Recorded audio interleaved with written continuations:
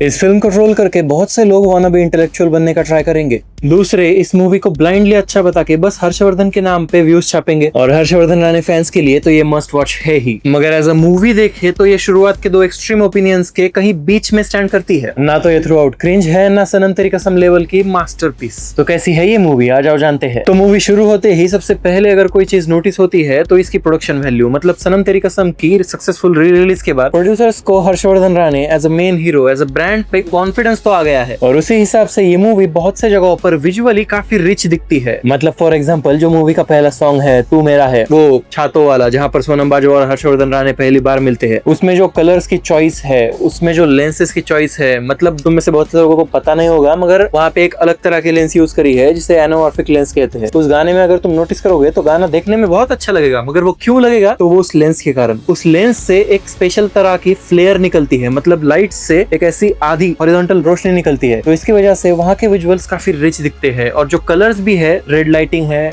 Blue lighting है, जो छातों के कलर्स है, सोनम बाजवा को स्पेशली रेड छाता दिखाया है, तो वहाँ पे cinematography and direction wise visually movie please कर जाती है, एस्थेटिक दिखती है फुल। और म्यूजिक तो है ही अच्छा। मतलब ये तू मेरा है गाना और दीवानियत गाना और मूवी में जितने भी गाने हैं उसमें से मोस्ट ऑफ दी आधे से ज्यादा गाने सुनने में अच्छे हैं। और बस गाने ही नहीं, मूवी में हर्षवर्धन राणे की एंट्री पे एक बैकग्राउंड म्यूजिक भी है, वो भी काफी कूल लगता है। और हर्षवर्धन राणे पे आई ही है तो भाई उसका कैरेक्टराइजेशन, उसकी स्क्रीन प्रेजेंस एंड उसकी इंटेंस सीरियस इमोशनल एक्टिंग भाई जबरदस्त। मतलब उसका कैरेक्टर थोड़ा सा वोलेटाइल दिख सकता है, मतलब शुरुआत में थोड़ा सा एंटी हीरो टाइप दिखाया है उसे, फिर एक टर्न आता है जहां पर हमें वो टोटली साइकोपैथ जोन में लगता है, मगर फिर एक टर्न आता है वो फिर से एंटी हीरो टाइप सरफिरे आशिक जोन में आ जाता है। और इसके क्रिंज फैक्टर्स पे आखिर में वीडियो के सेकंड हाफ में बात करेंगे, मगर उससे पहले कुछ इसके पॉजिटिव साइड्स देख लेते हैं, क्योंकि as a Harshvardhan Rane movie ये एक चांस तो टोटली डिजर्व करती है। मगर किसके लिए? इसका एक स्पेसिफिक ऑडियंस सेक्शन है, वो भी इस वीडियो के एंड तक जान जाओगे। तो अब इसके बाद सोनम बाजवा की एंट्री पे थोड़ी बात करना चाहूंगा, क्योंकि उसकी भी एंट्री काफी तगड़ी थी। मतलब जो इंटेंशन था वो सक्सेसफुल हो गया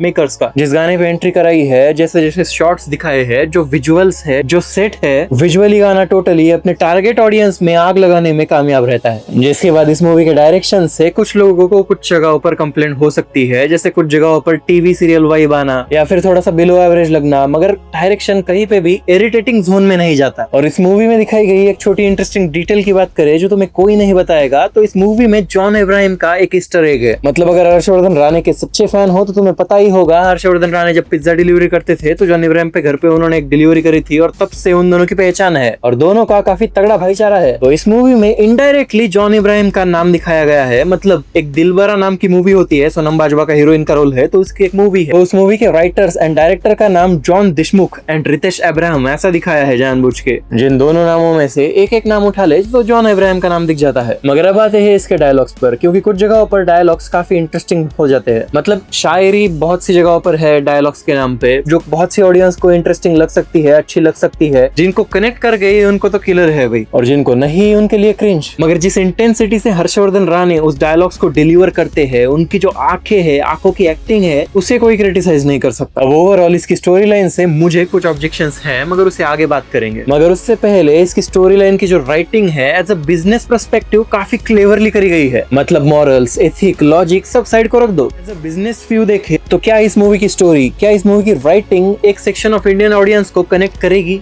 तो 100% करेगी। जिसमें इसमें हीरो का ही कैरेक्टर स्पेशली उस कुछ सेक्शन ऑफ बॉयज के, कुछ सेक्शन ऑफ इंडियन मेल्स के टिपिकल फैंटेसीज पे लिखा गया है। मतलब लड़कियों से बात करनी तो आती नहीं, मगर लड़की पहली ही बात में पट जानी चाहिए, और नहीं पटी तो ऐसा कैसे, उसके पीछे पड़े रहेंगे और आखिर में क्यों ना हो पट ही जाएगी। नहीं तो आइदर वो मरेगी नहीं तो तुम मरोगे। टिपिकल सरफिरे आशिक वाला कैरेक्टर लिखा है, वन साइडेड लवर वाला। और आज भी इंडिया में तुम्हारे ही आसपास ऐसी ऑडियंस है, तुम जानते हो, शायद तुम भी हो सकते हो, मैं भी, मगर क्या जानते हो, कौन कह सकता है। तो हाँ, सनम तेरी कसम एंड सैयारा के बाद ये एक अल्ट्रा प्रो मैक्स लेवल का उस ऑडियंस के लिए का वर्जन है, जो उस ऑडियंस को तो आसानी से कैटर कर जाएगा। अब आखिरी पॉजिटिव में इसके गानों में से एक सबसे फेवरेट गाना मैं बताना चाहूंगा, इसका टाइटल ट्रैक दीवानियत। जिसके बाद आप बात करें इसके क्रिंज पार्ट पर, तो इसका इंटरवल ट्विस्ट, इंटरवल पॉइंट पे पूरी मूवी में मुझे पहली बार लगा कि नहीं भाई अब तो क्रिंज जोन में जा रही है। मतलब फिर वही बात है, एक ऑडियंस पूरी ये बात इग्नोर कर देगी, मगर एक लार्जर ऑडियंस को ये पार्ट क्रिंज तो लगेगा। और उसके बाद थ्रू आउट सेकंड हाफ इसकी स्टोरी लाइन, इसका स्क्रीन प्ले बहुत से लोगों को क्रिंज अल्ट्रा प्रो मैक्स लग सकता है, मगर क्या वो इरिटेटिंग है? नहीं। एंटरटेनिंग है क्या? हाँ, एंटरटेनमेंट देता है। मतलब कुछ जगहों पर तुम्हें हंसी आ जाएगी, एज अ गिल्टी प्लेजर।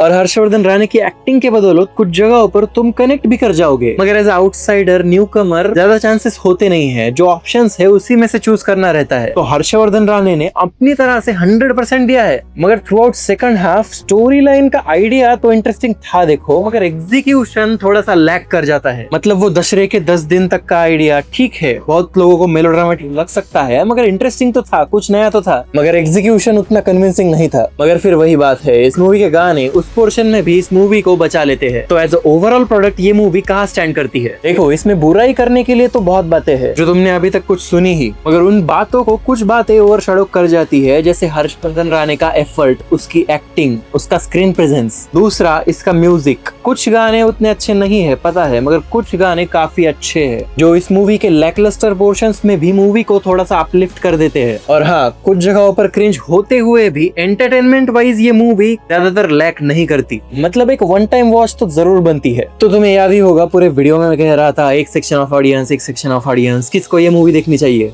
सीधा बता देता हूँ, फैमिली के लिए बिल्कुल नहीं। दूसरा, फ्रेंड्स के साथ जाना चाहते हो तो ठीक है। और तीसरा, मुझे तुम्हें बताने की जरूरत नहीं, तुम जानते हो किसके साथ जाना है। तो ऐसे ही सबसे अलग प्रैक्टिकल सिनेमैटिक पॉइंट्स वाले रिव्यूज के लिए इस चैनल को सब्सक्राइब करके वीडियो को लाइक एंड शेयर कर देना जिनके साथ तुम देखना चाहते हो। मिलते हैं कमेंट सेक्शन में।